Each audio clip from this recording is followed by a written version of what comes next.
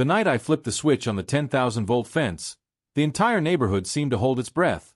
Even the wind paused. I wasn't defending land. I was defending my home from an HOA that believed foreclosure threats could break me. They had no idea what truth was coming. Subscribe. Stay with me, because justice doesn't miss. It arrives exactly when arrogance peaks. It began on a quiet Tuesday morning, the kind of morning where sunlight settles gently across the yard and nothing feels out of place. I was trimming the hedges, listening to the soft buzz of insects around me, when a white envelope appeared in my mailbox. Thick, official, and embossed with the HOA seal. I didn't think much of it at first. Violations were common in our neighborhood, most of them harmless reminders. But the moment I tore the flap open and read the first line, a cold heaviness spread through my chest. This wasn't a warning.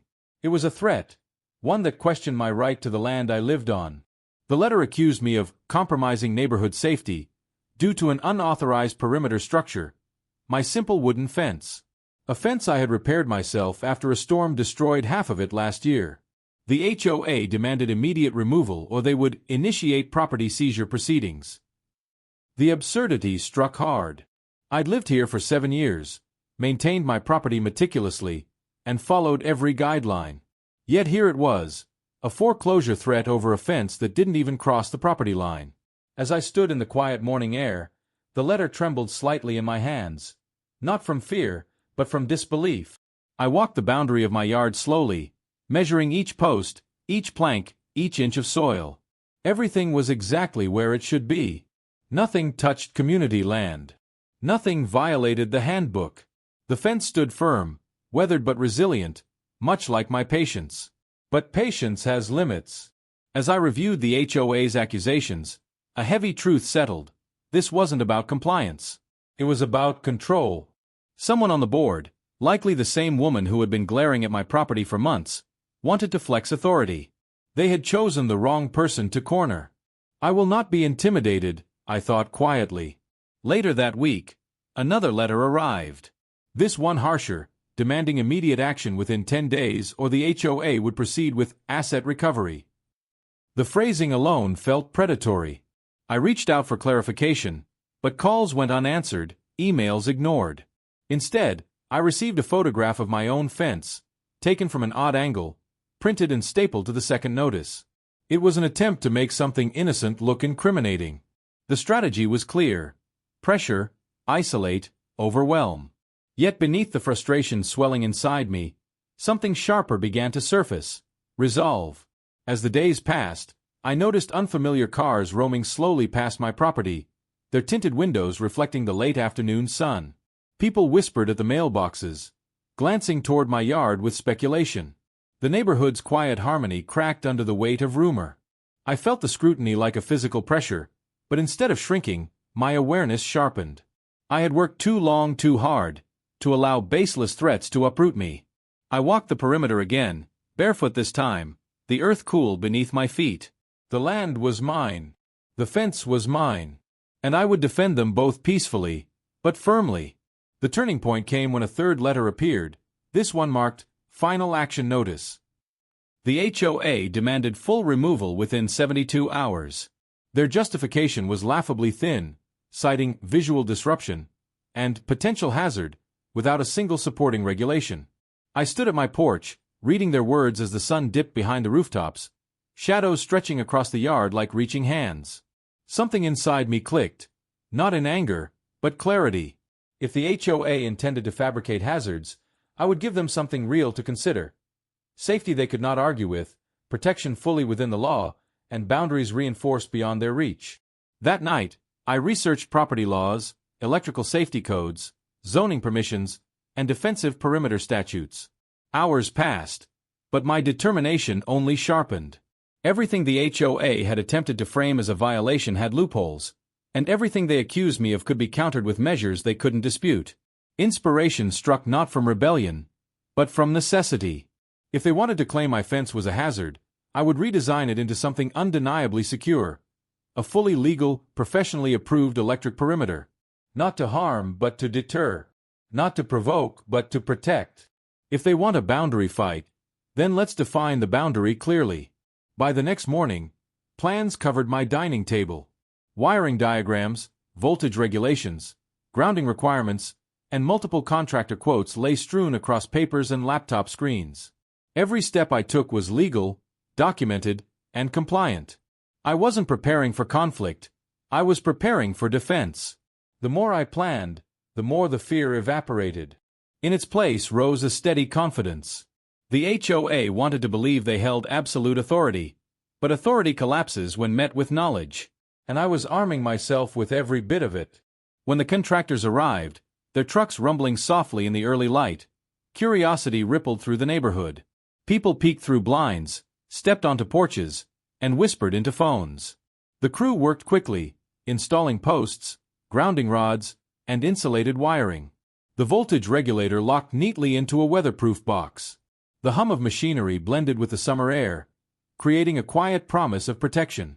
Watching the fence take shape, I felt something I hadn't felt in weeks: control returning. Not through aggression, but through preparation. Not through argument, but through action. As dusk settled that day, the final switch was installed. The contractor handed me the key, explaining each safety feature with careful detail. When we tested the system, a subtle pulse radiated across the fence. Powerful, silent, unmistakable. I stared at the glowing indicator light, its soft blue hue reflecting my own calm resolve. This is my home, I thought, and I will protect it on my terms. Little did I know this fence, this quiet line of electricity humming in the dark, would unravel the HOA's entire case in court. And one board member was about to lose far more than she ever expected. The morning after the fence was energized, the neighborhood felt strangely alert, as if every house leaned slightly toward mine, listening for a spark that would never come. The electric hum wasn't audible from a distance, but its presence carried through the air like a silent declaration. The boundary was no longer up for debate. I stood on the porch sipping coffee, watching the sunlight shimmer along the metal wire. There was nothing dangerous unless someone trespassed. Nothing illegal. Nothing the HOA could claim as a violation. And yet, deep inside, I sensed the storm gathering on the other side of the street. I didn't need to wait long. By 9 a.m., Karen, the HOA president responsible for the foreclosure threats, stepped out of her house wearing determination like armor. She froze when she saw the new fence, her expression tightening, her shoulders rising, her eyes narrowing into a glare sharp enough to pierce metal. She marched straight toward my driveway with a clipboard clutched in one hand and a stack of papers fluttering in the other. Her footsteps were loud, purposeful, almost theatrical. She thinks this is a challenge, I thought. But the truth was simpler. The fence wasn't confronting her. Her own ego was. Without speaking to me, she began circling the perimeter with exaggerated movements, documenting every inch as if building a criminal case. She leaned close to the fence, too close, inspecting the wiring, photographing the grounding rods, tracing the voltage indicator box with the tip of her pen. Her agitation grew with each detail she couldn't dispute. The law was on my side. The zoning permissions were ironclad. The safety features were beyond standard. But Karen wasn't looking for truth. She was searching for ammunition. And when she couldn't find any, her frustration only dug deeper into her expression. By noon, the HOA board received a mass email from Karen titled, "Immediate Community Hazard Requiring Urgent Action." Attached were over 40 photographs of my fence taken from impossible angles. She claimed the electric perimeter threatened children, endangered wildlife, disrupted neighborhood harmony, and violated a fictional section of the bylaws she had rewritten herself. But her most ridiculous accusation was that my fence emitted psychological distress signals. Even board members struggled to interpret that. Yet despite her frantic exaggerations, she still demanded one conclusion: emergency removal and immediate reinstatement of foreclosure proceedings. That evening, as the sun dipped behind the rooftops, I found 2 board members standing awkwardly by the sidewalk, their expressions apologetic and weary. They explained that they were required to perform an in-person review, not because they believed Karen, but because she had escalated the complaint to a formal community safety risk. They asked for permission to evaluate the fence. I allowed them through the gate, watching as their tense posture softened almost instantly. They examined the voltage regulator, inspected the grounding, tested the safety switch, and reviewed the compliance certificate. Within minutes, they realized Karen's claims had no foundation whatsoever. One of the board members, Lucas, shook his head slowly as he reviewed Karen's complaint again. The absurdity was undeniable. He apologized for the trouble and assured me that nothing about the fence violated regulation. Yet behind his calm voice, I sensed something deeper. Frustration. Not with me, but with a system that had allowed one person to twist rules into weapons. He knew, as did the others, that Karen had gone too far this time. The fence wasn't the issue. Her behavior was. And her determination to win, at any cost, was pushing the HOA into dangerous territory. But Karen wasn't finished. 2 days later, she returned with a city inspector in tow, a tall, tired-looking man whose expression carried the weight of someone dragged into complaints he didn't believe in. He walked the perimeter, measured distances, checked voltage limits, and skimmed the documentation I provided. By the end of the inspection, his shoulders relaxed. He signed off on the installation with no hesitation. Karen's face twisted with disbelief. She demanded retesting, reinspection, reconsideration, anything to break through the wall of legality she had never expected me to understand so thoroughly. But the inspector simply shook his head and left. That night, Karen's porch light stayed on for hours. She paced back and forth, phone pressed to her ear, gesturing sharply toward my yard as though arguing with someone who couldn't see her. The tension in her movements revealed everything. Fear, pride, desperation. She had built her authority on intimidation, and losing control over my property felt like losing the entire grip she held over the neighborhood. The fence didn't just challenge her, it undermined her identity. And instead of reflecting inward, she lashed outward, escalating the conflict into something far beyond a simple boundary dispute. The next letter from the HOA didn't come from Karen. It came from the board directly, a formal notice explaining that Karen had requested a special emergency hearing to reinstate foreclosure threats on the grounds of negligent danger creation. But this time, the tone was different. The letter didn't sound accusatory. It sounded tired. It acknowledged my compliance, referenced the inspector's approval, and concluded with a line that spoke volumes. Your attendance is requested, though not required for defense, as the matter appears unsupported. For the first time, the board wasn't leaning toward Karen. They were leaning away. On the night of the hearing, the room filled with quiet tension.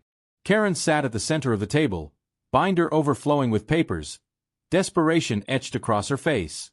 The board members exchanged glances weighted with concern, not for safety, but for the HOA itself. The conflict had grown bigger than the fence. It had become about responsibility, ethics, and the consequences of weaponizing authority. As I took my seat, I felt the air shift, not toward confrontation, but toward revelation. This isn't about protecting property, I thought. It's about exposing the truth behind their threats. The stage was set, and Karen had no idea what Chapter 3 would bring. The hearing room felt heavier than usual that evening, as if the walls themselves sensed the confrontation about to unfold. Soft fluorescent light hummed overhead, illuminating a long table where the HOA board sat in uneasy silence. Karen occupied the center seat, her binder swollen with frantic printouts and unchecked emotion. I took my place calmly at the opposite side, not because I sought battle, but because I refused to be cornered any longer. The electric fence had not sparked a crisis, it had revealed one. And the intensity in Karen's eyes made it clear. She wasn't just fighting a boundary. She was fighting the collapse of the control she'd built her identity upon. The board began by reviewing the inspection report, emphasizing the legality of the fence and the compliance signatures from the city. Each sentence acted like a quiet hammer striking the foundation of Karen's argument. Yet instead of stepping back, she surged forward. She opened her binder and spilled paperwork across the table. Diagrams, handwritten notes, outdated code excerpts, even unrelated articles about electrical injuries from entirely different states. Her voice trembled as she insisted the fence was psychologically harmful and spiritually disruptive, claims so detached from the HAC bylaws that several board members exchanged bewildered glances. Her desperation was no longer hidden. It was raw. As Karen presented her evidence, it became painfully clear she had crossed a line, not legally, but mentally. Her argument wasn't built on regulation. It was built on personal fear and wounded pride. She claimed children would be mentally scarred by the sight of an electric fence, that wildlife would absorb stray voltage, and that my compliance documents were fabricated out of stubbornness. Not once did she reference an actual rule. Her voice grew tighter, louder, as if increasing volume could compensate for the lack of substance. The room didn't lean toward her. It leaned away, quietly, decisively. When the board finally asked for my response, I didn't raise my voice. I didn't counter with emotion. I simply slid forward a single folder. Thin, precise, professionally organized. Inside were the original blueprints, contractor certifications, electrical safety clearance, zoning confirmations, and a notarized statement from the city inspector.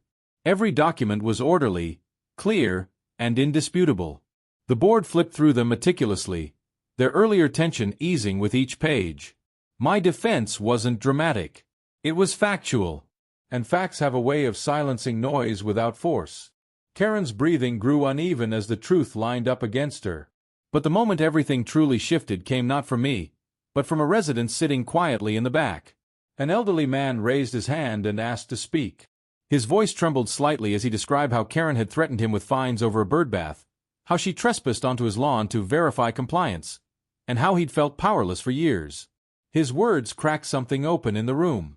Another resident stood, then another. Stories poured out, of harassment, intimidation, fabricated warnings, and emotional exhaustion. Their voices were soft, but together they formed the weight Karen had evaded for far too long. Karen's face shifted from indignation to panic. She tried interrupting, insisting they were lying, misremembering, or exaggerating. But the stories aligned too perfectly. Each testimony revealed a pattern stretching years. Violations not of property, but of people. The board members listened with widening eyes. They had known Karen was forceful, but they hadn't seen the full scale of her behavior until now, when the community finally felt safe enough to speak. The board president leaned back slowly, his expression hardening with realization. This was no longer about offense. This was about systematic abuse of authority. The HOA attorney, who had been quietly observing, finally spoke. He explained calmly, almost coldly, that Karen's actions had exposed the HOA to legal liability.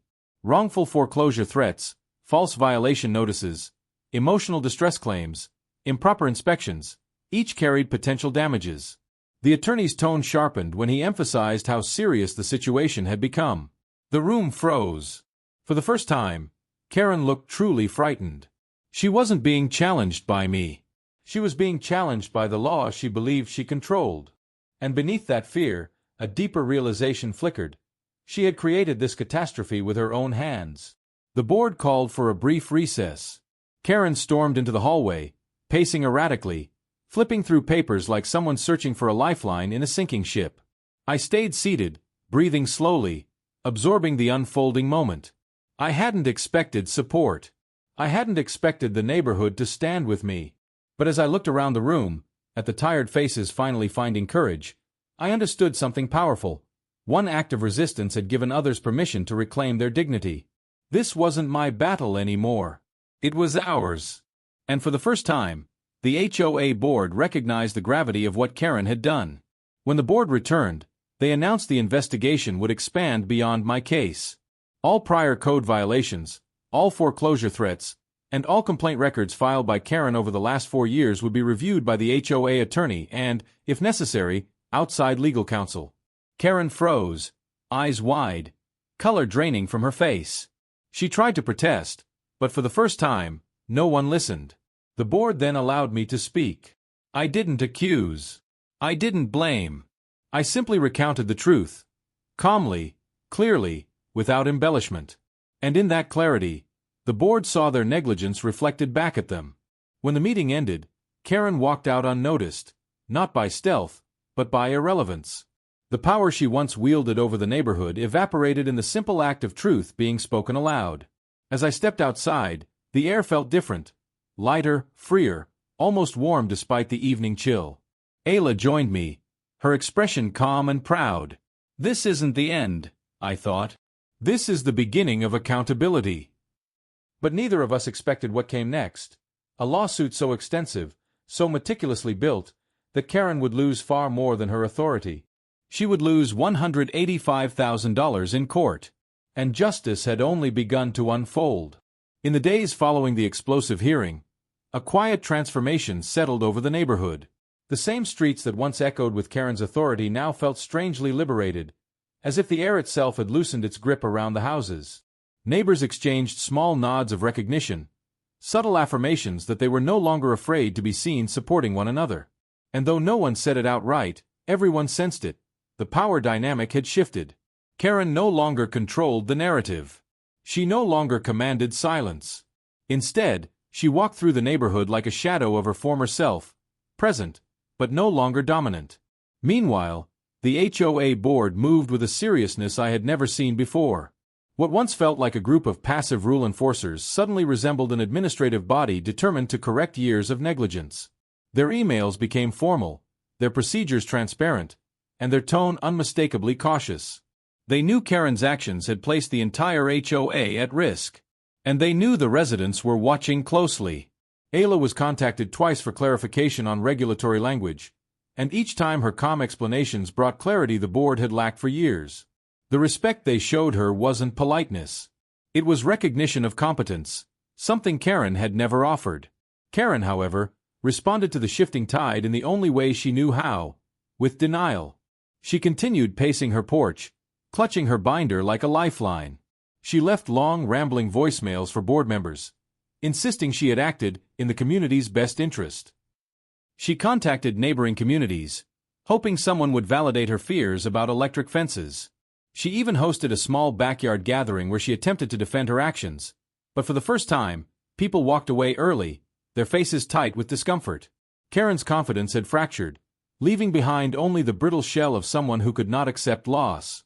The HOA attorney worked swiftly. He conducted interviews, reviewed documents, and cross-checked timelines with a precision that left nothing to interpretation. Every foreclosure threat Karen had issued, every unwarranted fine, every incident she escalated without protocol, all of it came under scrutiny. Patterns emerged. Patterns became evidence. Evidence became liability. And liability became grounds for legal action.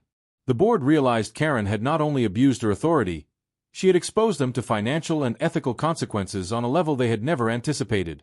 For the first time, they confronted the reality that her leadership was not merely flawed. It was dangerous. One evening, the board president and attorney walked door to door delivering notices. Ayla and I watched from our window as they approached Karen's house last. The porch light flicked on, illuminating her face as she opened the door. The conversation was brief, but the moment the envelope touched her hand, her posture changed. Shoulders slumped. Grip faltered. Eyes widened. It was the formal notification of impending litigation, not from me, but from the HOA itself. She wasn't just losing influence. She was facing accountability. Real accountability. The kind that arrives with consequences measured in numbers, not emotions. 2 nights later, a mandatory community meeting was held. The room buzzed with a mix of nervous energy and anticipation. Karen attempted to sit at her usual board seat position, but the president gently redirected her to the general seating area. That small gesture, quiet, respectful, but firm, symbolized everything. The era of her authority had ended. As the meeting commenced, the president outlined the findings: wrongful foreclosure threats, violations of inspection protocol, harassment, falsified complaints, misuse of board influence, and emotional distress inflicted upon multiple households. Gasps spread through the room. Not from shock, but from relief that the truth was finally public. Karen sat frozen, her binder resting uselessly on her lap.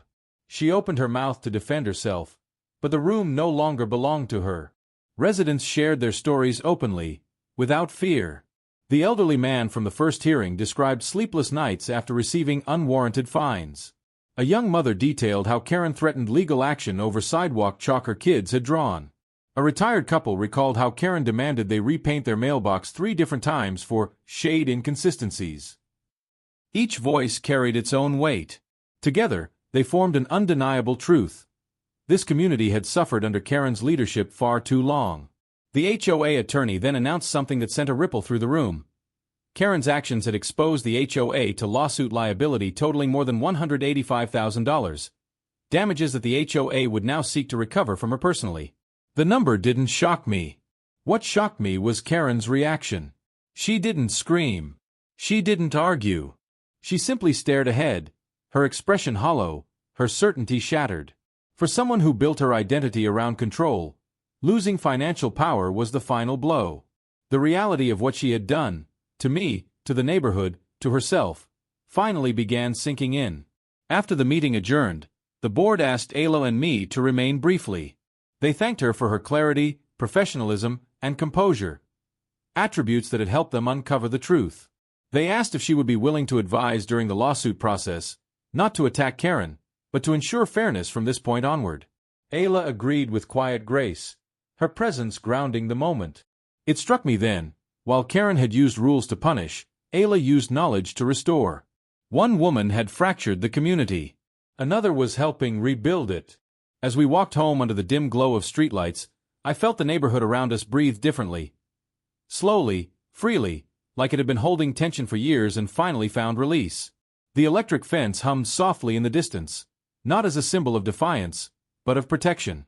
A necessary boundary that had revealed far deeper divides. Karen's house sat dark, her porch empty, her presence diminished. Yet the story wasn't over. The lawsuit was just beginning, and consequences were about to land harder than she ever anticipated. The final chapter of this ordeal was approaching, and justice was finally in motion. The morning of the court hearing carried a cold stillness, the kind that settles over a neighborhood before an irreversible shift. Dew clung to the grass, the sky muted in pale gray, and the air thick with expectation. Ayla and I walked down the driveway in quiet composure, the hum of the electric fence fading behind us as we approached the car. Today wasn't about winning. It wasn't about pride. It was about closure, for us, for the residents Karen had pushed into silence, and for a community that deserved healing. As we drove toward the courthouse, the world outside felt suspended, waiting to see what justice would write into its final lines. The courthouse stood tall against the morning haze, its glass doors reflecting the washed-out sky. Inside, the atmosphere buzzed with low murmurs as residents quietly filled seats behind us, their presence a silent testament to the years of tension Karen had created. When she finally entered, shoulders hunched, eyes downcast, the room shifted. She carried no binder, no stack of papers, no signature clipboard. Just a thin envelope and the weight of consequences she could no longer outrun. She took her seat across the aisle, avoiding every gaze. The woman who once towered over the neighborhood now looked impossibly small, as if the world had narrowed around her. When the judge entered, the room straightened with collective breath. The proceedings began with the HOA attorney laying out the case, methodically, factually, and without a hint of dramatization. Every wrongful foreclosure threat Karen issued, every baseless fine, every fabricated violation, every procedural abuse she had carried out in the name of community standards, all unfolded like a timeline of deliberate harm. The judge listened with unwavering focus, occasionally scribbling notes, occasionally glancing at Karen with an expression not of disbelief, but disappointment. Evidence didn't need emotion. It just needed light. And today, light reached everywhere Karen had tried to hide. Karen's turn came next. She rose slowly, voice trembling as she attempted to justify years of behavior with claims of protecting community integrity. But her words disintegrated under scrutiny. The judge questioned inconsistencies, highlighted contradictions, and asked for explanations she simply couldn't provide. Each answer revealed the truth. The HOA had never been her responsibility. It had been her stage. Her sense of authority wasn't built on service, but control. And the more she spoke, the more the courtroom understood that her actions had little to do with the neighborhood and everything to do with her own insecurities. When residents were invited to speak, they stepped forward one by one with quiet courage. Their voices carried exhaustion, relief, and truth. Stories of irrational fines, invasive inspections, sleepless nights, and emotional stress filled the room. A retired teacher spoke of feeling bullied. A single parent shared how Karen's harassment affected her child. A couple described receiving foreclosure threats over a mailbox color 2 shades lighter than Karen preferred. None yelled. None exaggerated. They simply spoke. And the judge listened. By the time the final testimony ended, silence fell over the courtroom, a silence filled with clarity. Finally, the judge delivered the ruling. His voice was steady, carrying the weight of both authority and fairness. The HOA was held liable for failing to restrain Karen's actions, but the greater share of responsibility, the financial burden totaling $185,000, fell directly on Karen for willful misconduct, emotional harassment, and wrongful foreclosure attempts. The words held no dramatic flourish. They didn't need any. Their impact was immediate. Karen's breath caught sharply, her shoulders collapsing inward as if the structure holding her together had vanished. She gripped the edge of the table, knuckles white, trying to as the ruling settled over the room. Residents exchanged soft nods, not triumphant, but grateful. Justice didn't always roar. Sometimes it simply arrived in the form of accountability finally realized. Ayla remained composed, her presence dignified and steady. She wasn't celebrating Karen's downfall. She was witnessing the repair of something long broken. When the judge adjourned the session, the room began to empty with an air of collective release. This wasn't the end of Karen's consequences, but it was the end of her reign. The neighborhood, once shaped by her fear, could finally reshape itself. Outside, the cold breeze brushed against our faces, carrying hints of winter's quiet promise. Karen exited through a side door, shoulders slumped, envelope crushed in her grip. She didn't look at anyone. She simply walked into the empty parking lot, as if hoping her silence could erase the reality trailing behind her. Watching her, I felt no triumph. Just a strange, distant sadness. Power had consumed her for so long that losing it was like losing identity. But even then, responsibility wasn't mine to carry. Justice had taken its course, firmly, clearly, and completely. When we returned home, the neighborhood felt softer than I remembered. Children played in the cul-de-sac without anxious parents glancing toward Karen's house. Neighbors waved openly instead of cautiously. And the electric fence, humming quietly at the edge of my yard, no longer symbolized conflict. It symbolized perseverance. Survival. The right to defend what was yours without bending to intimidation.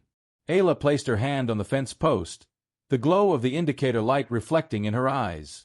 We didn't just win, I thought, we reclaimed peace. Something we had almost forgotten was possible. That night, as the sky deepened into shades of blue and silence settled gently across the neighborhood, I stood on the porch feeling the weight of the past months slowly drain away. The electric fence pulsed steadily in the background, but no longer as a warning, rather as a reminder of the boundaries we are allowed to protect. Justice had arrived not with rage, but with truth. And as I closed the front door, a final thought anchored itself in my mind. You can't threaten a man out of his home when he knows the law better than you know your power. The fight had ended, and peace finally stayed.